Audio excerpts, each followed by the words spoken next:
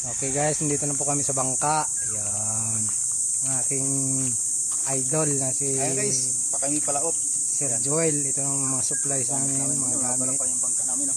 Nagdala na kami ng butane at saka ito yung mga gamit ko. At kami ay pupunta na sa spot kung saan kami ay mag-adventure. Sige, abang-abang na lang mga guys. Mamaya, nasa spot na kami. So, malaking hibas. Nahibasan yung aming kuhan. Maulan kasi dito eh. Kami sa Padre Burgos. Punta kami dun sa Bahura. Ayan. Sige po. Ayan guys, kami lalaot po. Sama ko si Idol Jigs.